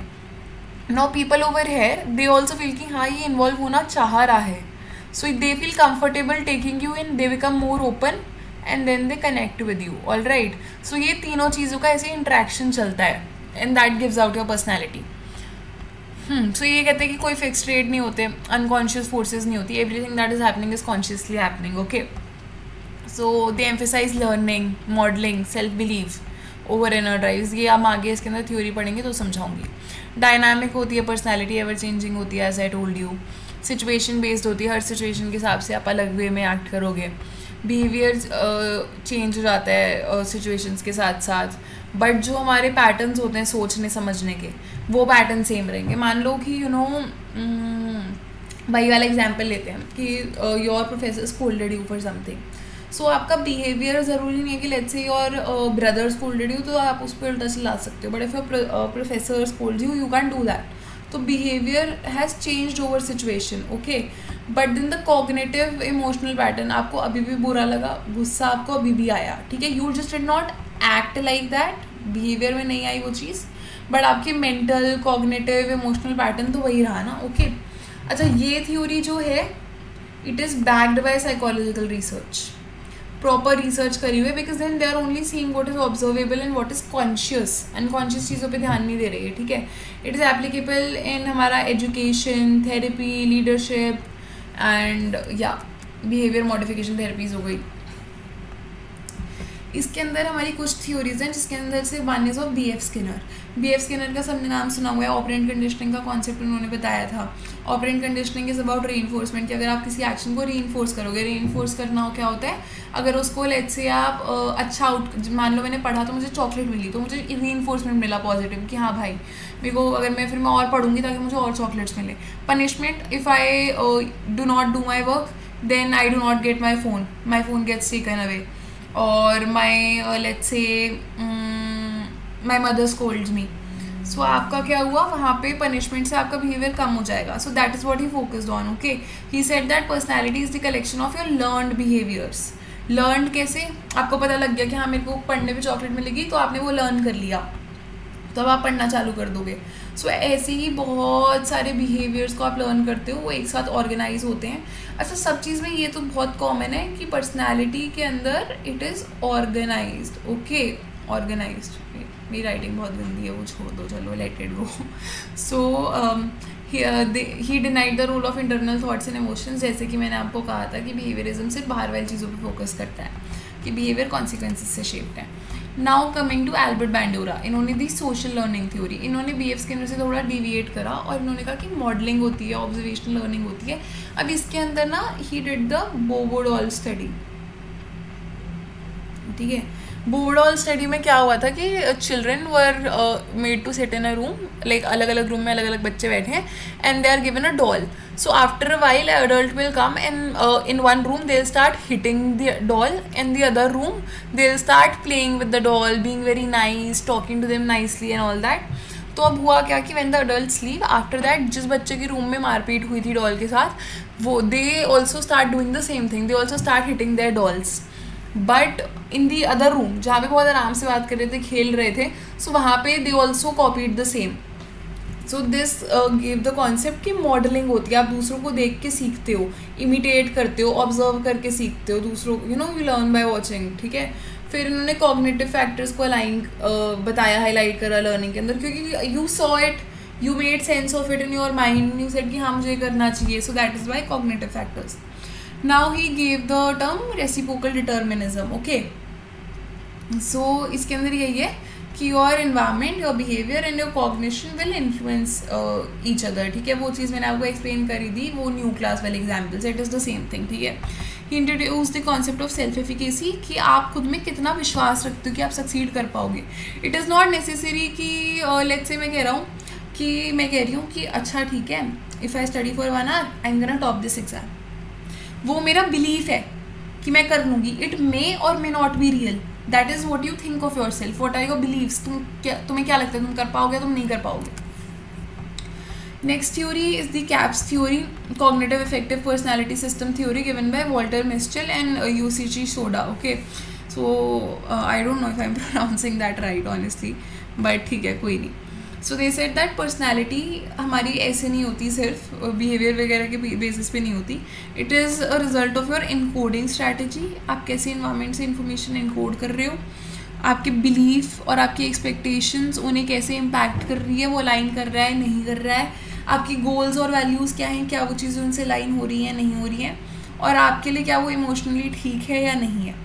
So personality is a result of all this combine होके.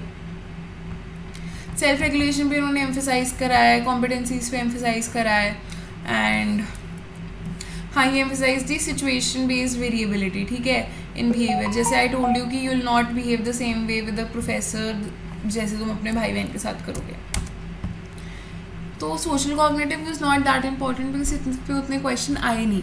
But phenomenological humanistic approach is very important. इस पर काफ़ी रिपीटेड क्वेश्चन आए हैं. तो मैं बता रही हूँ अप्रोचेस के अंदर तुम ये तो पक्की कर लो, और एक साइकोडायनामिक, वो तो बहुत इंपॉर्टेंट है. All right.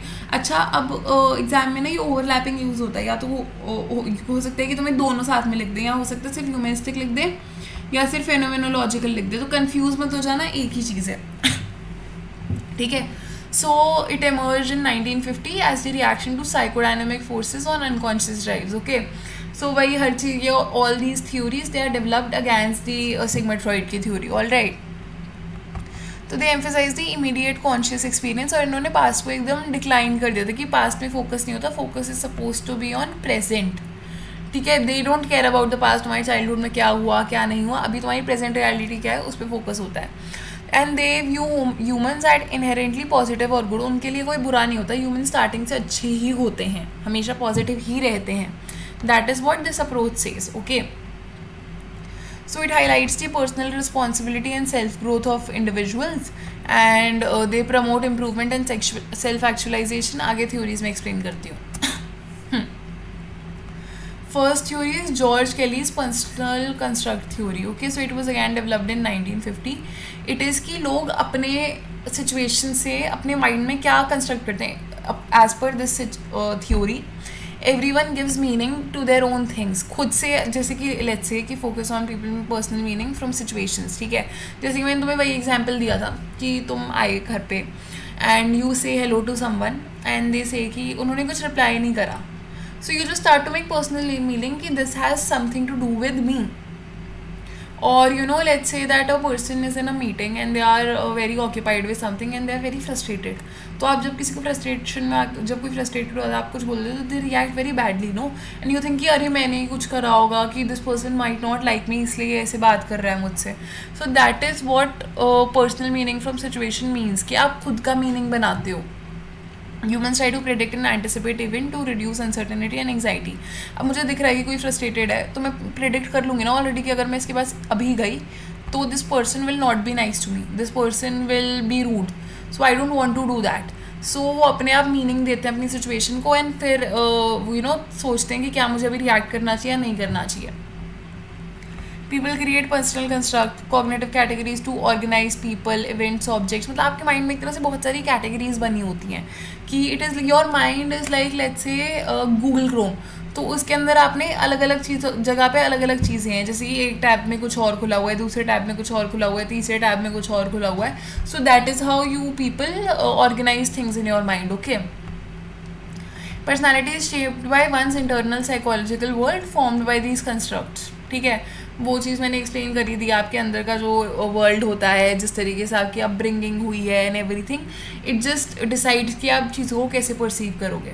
आपके पास सिचुएशंस क्या थे, एक्सपीरियंसेस क्या थे, उसके हिसाब से ओनली वो decide. Understanding personality requires understanding these personal constructs. ठीक है, अब आ जाओ जी कार्ल रॉजर्स पे. Karl Rogers is also important person. अच्छा देखो, ये जॉर्ज केली की थ्योरी ना आपके बाइंडर में नहीं है, बट ये एसवेल के नोट्स के अंदर है, तो ये ज़रूर करनी है ना. हाँ, कार्ल रॉजर्स सीज की personality is explain to concepts like self and conditions for it self growth. ठीक है, तो इन्होंने Carl Rogers mainly focused on self actualisation. ठीक है, he have the concept of a fully functioning person. So self concept क्या होता है, उन्होंने कहा कि सेल्फ कॉन्सेप्ट होता है जो एक बंदा अपने लिए खुद की इमेज बनाता है कि मेरे हिसाब से I am a very good person. So that is the internal image you make of your self. एक तो खुद के परसेप्शन से और दूसरों के इन्फ्लुएंस पे कि दूसरे आपके बारे में कैसा बोलते हैं.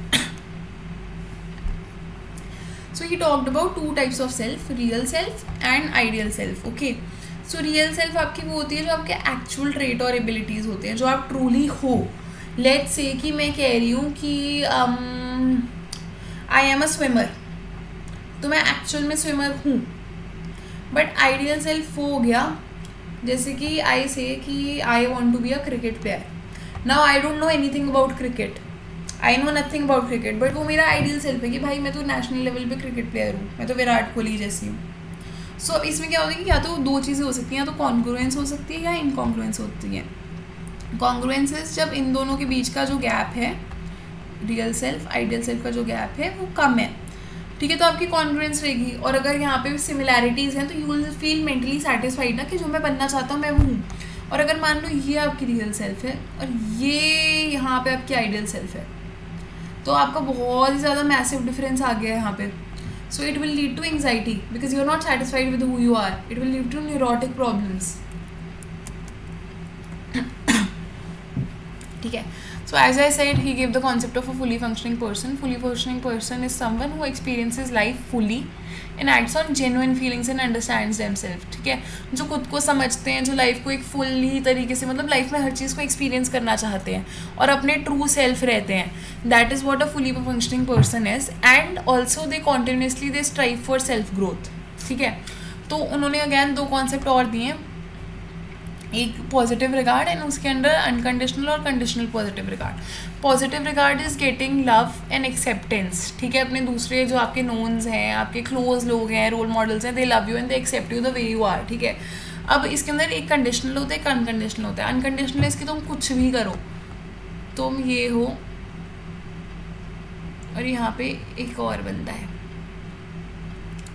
तुमने जाके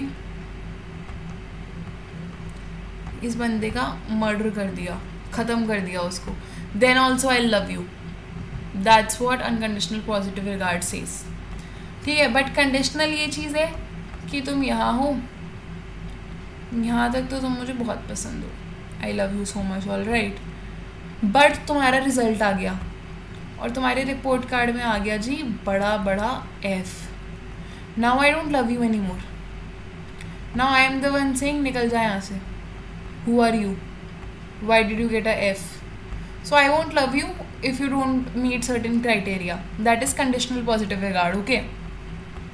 Now personality develops when unconditional positive regard leads to congruence in a fully functioning person. तो आपका unconditional regard बहुत important है एक fully functioning person बनने के लिए. ठीक है. Criticism of this theory. अब तुम्हें बड़ा ये नहीं लग रहा सुनने के अंदर कि ह्यूमन बीइंग हर चीज़ है, human being positive positive positive. That's not how we are ना. पॉजिटिव, इतना पॉजिटिव कौन होता है?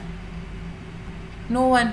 सो जैसे कि सेल्फ एक्चुअलाइजेशन का कॉन्सेप्ट हो गया, फुली फंक्शनिंग पर्सन का कॉन्सेप्ट हो गया, बहुत एब्स्ट्रैक्ट है. इनको आप किस बेसिस पे मेजर कर रहे हो आपको पता नहीं है. ठीक है, ये आपके इंटरनल कॉन्फ्लिक्ट्स को नहीं ले रहा, अनकॉन्शियस चीज़, क्योंकि ही सेड कि पास्ट में तो कोई फोकस है ही नहीं. We will only see your reality. They are just throwing away the past. तो आपकी कोई कॉन्फ्लिक्ट को एड्रेस नहीं कर रहे, अनकॉन्शियस चीज़ों को एड्रेस नहीं कर रहे, जो आपको दिख रहा है उसी पे फोकस कर रहे हैं. ठीक है, and they are too optimistic. जैसे आई टोल्ड यू ना भाई, इतना पॉजिटिव कौन होता है? Overly idealistic. ह्यूमन नेचर इतना अच्छा नहीं होता. ठीक है. So now let's come to the last of our theories, which is the trait theory. इसके बाद बस एक टॉपिक और है and we'll be done. मैं थोड़ा पानी पी लूँ, I'm so tired now. पानी खत्म हो गया भाई, कोई नहीं. So trait theory focus on identifying and measuring different personality traits. Traits मैंने कहा था consistent patterns of behaving, feeling होते हैं, ठीक है, thinking होते हैं. ये वो होते हैं कि हाँ तो आप इससे लोगों में similarity draw करते हो या differences draw करते हो. ठीक है.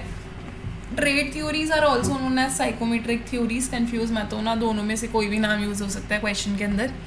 They emphasize the use of psychometric test to quantify personality. Test के हिसाब से आप पर्सनैलिटी को मेजर करते हो.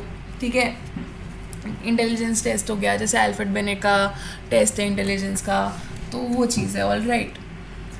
तो की थ्योरीज, चलो थ्योरीज कर लेते हैं, कंप्लीट करते हैं. सो गॉर्डन एल्पोर्ट भाई, इनको तो आप भूले नहीं होगे. 49 से ऊपर डेफिनेशन देने वाले बंदे हैं ये. 49 से ऊपर इन्होंने डेफिनेशंस को रिव्यू करा था और अपनी फिर भी इतनी कॉम्प्लेक्स दी थी. But then also you know what, he is the pioneer of trait approach. He was the first person जिसने पर्सनैलिटी को स्टडी करना स्टार्ट करा था. Like not the first but one of the first theorist. ठीक है, तो इन्होंने traits के बारे में पढ़ा. ट्रेड्स को इन्होंने डिफाइन करा एज टेंडेंसीज और predisposition to respond in a certain way, कि आपका डिफ़ॉल्ट सेटिंग कि आप क्या हो, आपका वो ऑलरेडी फिक्स है कि आप एक सिचुएशन, कोई भी सिचुएशन कोई भी हो, आप उसी वे के अंदर एक्ट करोगे, ठीक है। जैसे अलग अलग लोग अलग अलग सिचुएशन को डिफरेंट वे के अंदर अप्रोच करते हैं, okay. So now behaviour is influence by both internal forces, internal forces को हम कहते हैं, अच्छा ये लिखा हुआ है, जेनोटाइप्स कहते हैं, और एक्सटर्नल फोर्सेस को हम क्या कहते हैं, फेनोटाइप्स। तो ये इन दोनों से इन्फ्लुएंस होता है इंसान। इन्होंने 3 ट्रेट्स का डिवीजन दिया था, number 1 being the cardinal trait. Cardinal trait में ये कहते हैं कि ये मास्टर कंट्रोल ट्रेट्स होते हैं, ये आपके हाईली जनरलाइज्ड होते हैं और ये सबसे ज़्यादा आपका बिहेवियर डोमिनेट करते हैं, ठीक है। हाईली जनरलाइज्ड होते हैं, फंडामेंटल होते हैं। जैसे कि आप नॉन वायलेंस सुनते हो तो आपको कौन याद आता है, महात्मा गांधी। आप जूस के अगेंस्ट वायलेंस सुनते हो या आप वायलेंस भी सुनते हो हद लेवल पे, तो कौन याद आता है आपको, हिटलर। तो कोई ऐसी चीज़ जिसके अराउंड आपकी पूरी की पूरी लाइफ रिवॉल्व कर रही हो। सत्याग्रह सुनोगे तो कौन याद आएगा आपको, सत्याग्रह से कौन याद आएगा, महात्मा गांधी याद आएगा। So that's what. फिर उसके बाद आते हैं सेंट्रल स्टेट्स, जो कि जनरलाइज तो होते हैं बट ये इससे कम होते हैं, थोड़े कम होते हैं, और ये सबके अंदर कुछ ना कुछ डिग्री तक होते हैं। दीज आर द ट्रेट्स जो आप जनरली अपने रेज्यूमे में लिखते हो, कम्युनिकेशन स्किल्स हो गया या कुछ भी हो गया, ठीक है। So these are the basic building blocks of personality, जैसे कि आप काइंड हो, आप फूडी हो, आप पेसिमिस्टिक हो, आप ऑप्टिमिस्टिक हो, ठीक है। अब सेकेंडरी ट्रेट्स होते हैं वो और भी ज़्यादा पर्सनल होते हैं, वो बहुत ही स्पेसिफाई कर देते हो, they are the least generalised traits of all, ठीक है। लेस्ट कंसिस्टेंट कुछ कुछ सिचुएशन के अंदर, जैसे कि आपकी पर्सनल चॉइस क्या है कि यार मुझे तो साइकोलॉजी बहुत ज़्यादा पसंद है, आई लव साइकोलॉजी, ठीक है। So that is my personal thing, all right. तो अब जैसे आप किसी चाइनीज़ रेस्टोरेंट में जा रहे हो तो you will just be like अरे ठीक है दैट्स नाइस। अगर आपको चाइनीज़ फूड पसंद है in particular, so you won't call yourself a foodie, you will just say that you like Chinese food. But आपका सेंट्रल ट्रेट में अगर फूड है then you like all kinds of food. Now Raymond Cattell's personality factor theory, इन्होंने 16 PF करके एक वो भी दिया है हमारा test which is very important, ये हम आगे यूनिट 3 के अंदर कवर करेंगे, all right. So he said that people differ based on a common personality structure, ठीक है। उसने कह दिया कि मैं एक गिने चुने आपको ट्रेट्स दे रहा हूँ, उसी स्ट्रक्चर के ऊपर लोग डिफर करेंगे। पहले उन्होंने 4500 पर्सनैलिटी डिवाइडिंग वर्ड्स लिए, डिस्क्राइबिंग वर्ड्स लिए, उनको 171 ट्रेट्स के अंदर डिवाइड कर दिया। Later these 171 traits also divided in main हमारे 16 source traits, all right. Source या प्राइमरी ट्रेट्स, इन्होंने फैक्टर एनालिसिस का कॉन्सेप्ट कवर यूज़ करा था टू आइडेंटिफाई बेसिक ट्रेट्स। ये चीज़ भी हम यूनिट 2 के अंदर कवर करेंगे, फैक्टर एनालिसिस इन डिटेल क्या होता है। अभी बस ये याद रख लो कि फैक्टर एनालिसिस यूज करा था। तो इन्होंने 2 टाइप के ट्रेट बताए। सोर्स ट्रेट वो होते हैं जो आपके स्टेबल होते हैं, fundamental building block of personality होती है कि आपकी पर्सनैलिटी किस पे बेस्ड है, जैसे कि आप परफेक्शनिस्ट हो, आप बहुत ज़्यादा वार्म थे आपके अंदर, आप रीजनिंग करते हो बहुत ज़्यादा, so that those are your source traits, ठीक है। फिर सरफेस ट्रेट्स होते हैं जो आपके 2 सोर्स ट्रेट्स को मिला के बनते हैं, so that is your surface trait. So वही interaction of source traits, observable behaviours होते हैं जो वो सोर्स ट्रेट कंट्रोल करते हैं, like source traits they influence your behaviours. इन्होंने 16 पर्सनालिटी क्वेश्चनेयर डेवलप करा था, 16 PF, एंड इन्होंने वही कहा था कि हर एक स्कोर को हाई से लो के उस पर इन्होंने स्कोर करा है। जैसे कि लेट्स से ये हमारा न्यूरोटिसिज्म है। न्यूरोटिसिज्म इज़ बेसिकली एक होती है इमोशनल स्टेबिलिटी, कि आप इमोशनली स्टेबल हो। Neurotic person is not at all emotionally stable, उनके emotions are just all over the place, ठीक है। सो या तो न्यूरोटिसिज्म में विल बी एकदम high, let's say this is 100, ठीक है, एंड यहाँ पे न्यूरोटिक के स्केल पे लेट्स से यू आर 1, सो ये हाई टू लो। अब आ जाते हैं आइसिंक पे, ठीक है। आइसिंक के ट्रेट है, हम आइसिंक की थ्योरी को हम डायमेंशनल थ्योरी भी बोलते हैं, हायरार्कियल थ्योरी भी बोलते हैं, टेम्परामेंट थ्योरी भी बोलते हैं। क्यों? क्योंकि इन्होंने डायमेंशंस के बेसिस पे बताया था। इनिशियली उन्होंने सिर्फ 2 डायमेंशन दिए थे, which was neuroticism versus emotional stability, ठीक है। Then he gave introversion extraversion, later he added psychoticism, okay. So introversion extroversion में क्या उन्होंने दिया कि इंट्रोवर्ट जो होते हैं वो बहुत शाय होते हैं, रिजर्व्ड होते हैं, पैसिव होते हैं। एक्सट्रोवर्ट जो होते हैं वो आउटगोइंग होते हैं, सोशलेबल होते हैं, इम्पल्सिव होते हैं। तो ये इन्होंने बेसिकली डायमेंशन वाइज इन्होंने डिवाइड कर दिया कि हाँ भाई इंट्रोवर्ट्स ऐसे होंगे, एक्सट्रोवर्ट ऐसे होंगे। सेम इस इमोशनली स्टेबल लोग काम होंगे, ज़्यादा हाई टेम्पर नहीं होगा, रिलायबल होंगे। Neurotic on the other hand बहुत एंशियस मूडी होंगे। Now coming to psychoticism and sociability. Psychoticism हो गया कि बहुत हॉस्टाइल लोग हैं, बहुत एंटी सोशल है, बहुत कोल्ड है, किसी दुनिया मतलब से कुछ भी किसी से मतलब नहीं है, ठीक है। सोशिएबल जो होते हैं, जो एम्पैथेटिक होते हैं, जैसे कि I give you that example hallway वाला कि if you see someone crying you will approach them.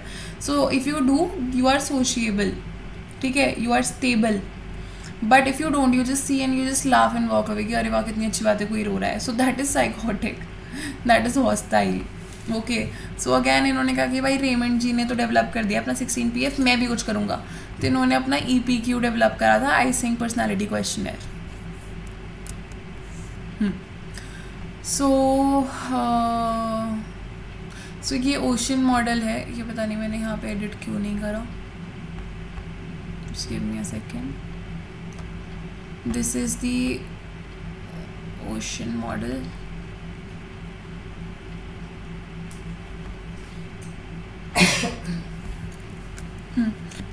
सो ये मॉडल हमारा दिया था पॉल कोस्टा ने और रॉबर्ट मैक्री ने, ऑल राइट। तो इन्होंने कहा कि पर्सनैलिटी के जो फैक्टर्स होते हैं वो 5 टाइप के होते हैं, जिसको हम शॉर्ट में ओशन कहते हैं। O is openness, C is conscientiousness, E is extraversion, A is agreeableness, N is neuroticism. Openness is O से ओपननेस टू एक्सपीरियंस, क्यूरियस होगा बंदा, इमेजिनेटिव होगा, और अगर ये चीज़ लो है तो बहुत अनक्रिएटिव होगा, कन्वेंशनल वे के अंदर चलेगा जैसे दुनिया चलती आ रही है, अपना कुछ आउट ऑफ द बॉक्स नहीं सोचेगा। कॉन्शाइटसनेस ये होता है कि ऑर्गेनाइज्ड होते हैं लोग, बहुत ज़्यादा पंक्चुअल होते हैं, हार्ड वर्किंग होते हैं। अगर लो होगा तो एकदम ऑपोजिट, ठीक है। एक्स्ट्रावर्जन के अंदर आउटगोइंग, सोशिएबल, असर्टिव होंगे लोग। लो होंगे तो अपने एकदम ऑपोजिट हो गया, शांत शांत रहेंगे, शाय होंगे, ज़्यादा बात नहीं करेंगे। अग्रीएबलनेस कि आप कितने ट्रस्टवर्दी हो, कितने काइंड हो, कितने कोऑपरेटिव हो। लो हो गया अगर आपके अंदर कम है अग्रीएबलनेस तो आप बहुत क्रिटिकल होगे, इरिटेबल होगे, बहुत जल्दी अनॉय हो जाओगे लोगों से, एंड ट्रस्टवर्दी नहीं होगे।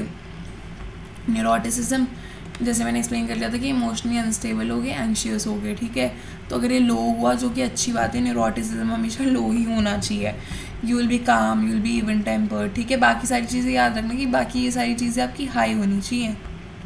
एक्स्ट्रावर्जन डजंट मैटर उतना, बट ये दोनों हाई होना चाहिए, ये हाई होना चाहिए और ये लो होना चाहिए। मतलब मैं एक नॉर्मल बता रही हूँ, बाकी तो तुम जैसे हो तुम देखो, ठीक है। It became the basis for new personality inventory. It is a very reliable personality assessment. Criticism इसका यही है कि ये बहुत डिस्क्रिप्टिव है, एक्सप्लेनेशन नहीं है, बस उन्होंने बता दिया हाँ भाई ओशन है, they didn't give any explanation. इन ट्रेड्स की यूनिवर्सैलिटी के बारे में नहीं पता, इट इज़ नॉट एप्लीकेबल पूरी जगह, ठीक है। Now we are on to the last topic of a unit. मैं भी बहुत थक गई हूँ, तुम भी बहुत थक गए होगे सुन सुन के, but let's get this done with, ठीक है। सो हाँ, कल्चर, जेंडर एंड पर्सनैलिटी। ये कह रहे हैं, नाम से ही समझ आ रहा है कि personality is influenced by both gender and culture. Biological basis भी होगा, इन्वायरमेंटल फैक्टर भी होगा, ठीक है। Now it says that environment impacts your personality 3 अलग अलग लेवल पे। इन्वायरमेंट भी 3 लेवल की होती है, हमारी पर्सनल इन्वायरमेंट, सो बताया था ना, इन्वायरमेंट 3 का होता है, सोशल होता है, टेंजिबल होता है, फिजिकल होता है जिसको हम कहते हैं, और इंट्रासाइकिक होता है। तो it affects you on a personal level, it affects you on a social level and it affects you on a cultural level, ठीक है। कि आपकी पर्सनालिटी कैसे डेवलप होगी। अगर आपका कल्चर लेट्स से बहुत ज़्यादा वो कहता है कि बहुत स्ट्रिक्ट है, तो आपकी पर्सनालिटी एकदम वो हो जाएगी कि हाँ you have to get things done, ठीक है। आपके पेरेंट्स बहुत डांटते हैं आपको, so you will be a very either you will be very rebel kind of person और यू विल बी बहुत ज़्यादा डरा सा, ठीक है। सो आपके पर्सनल एक्सपीरियंस कैसे हैं पास्ट के अंदर, क्या होगा, तो that impacts your personality. So now culture includes your norms, values, how we perceive, relate and behave, all right। तो ये वही हो गया आपकी कैरेक्टर वाली चीज़ को भी आप इसमें सिंक कर सकते हो साथ में। इन्वायरमेंट में आपकी फिजिकल सराउंडिंग्स होती हैं, आप किस जगह रह रहे हो, किस एरिया के अंदर रह रहे हो, you are living in extreme temperature और you are living in a normal place, ठीक है. सोशल रिलीजियस प्रैक्टिसेस किस टाइप की हैं आपकी, they also shape you. Economic status जो है कि आपका सोशल स्ट्रक्चर को अफेक्ट करता है. चाइल्ड रेयर, क्योंकि यू नो मान लो कि a person is living in a joint family of 15 people but they are living in a 2 bedroom house. सो उसके अंदर बच्चे को एडजस्टमेंट बहुत ज़्यादा आ जाता है. ठीक है. They are not scared of being in you know, बहुत ज़्यादा भीड़ भाड़ से उन्हें डर नहीं लगेगा बिकॉज वो भीड़ भाड़ में रह रहे हैं. So that becomes a part of their personality. Ritual, ceremony, सब कुछ आपकी पर्सनैलिटी को इम्पैक्ट करते हैं. अब क्या है कि पर्सनैलिटी को भी हमने कल्चर को भी हमने 2 dimensions के अंदर देखा है पर्सनैलिटी के लिए. First is tightness and complexity. जैसे मैंने बताया बहुत ज़्यादा रूल्स होंगे तो आपका पर्सनैलिटी उस हिसाब से शेप होगा. कॉम्प्लेक्सिटी है कि उनके कितने यू नो, टाइटनेस तो होता है कि कितने रूल्स हैं. कॉम्प्लेक्सिटीज़ की वो कितने डाइवर्स हैं, कितनी वैल्यूज़ हैं, कितने नॉर्म्स हैं जो आपको फॉलो करने हैं.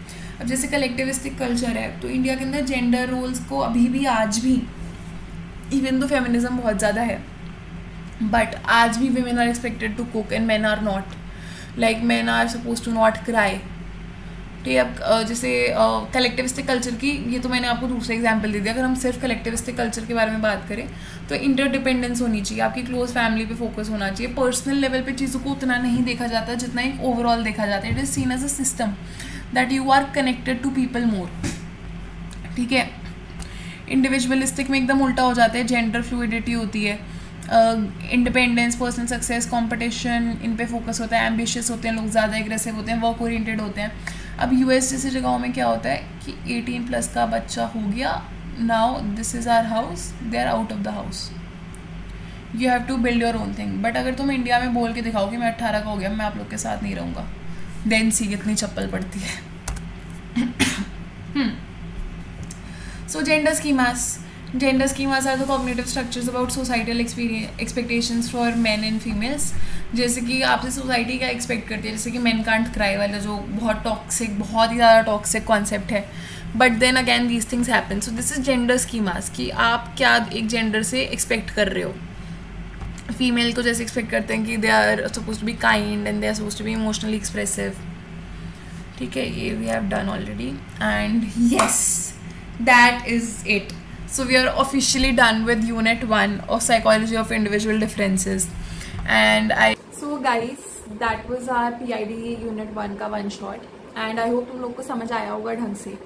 I tried to explain in a very Gen Z way and crisp way के अंदर DU oriented कि तुम्हें एग्जाम में कैसे करना है, कैसे नहीं करना. So please drop your reviews in the comments. समझ आया, नहीं आया, what all should I bring up in future. And I hope this was helpful. See you again. Make sure you subscribe to the channel, like the video so that you can see me again. And bye bye. Take care.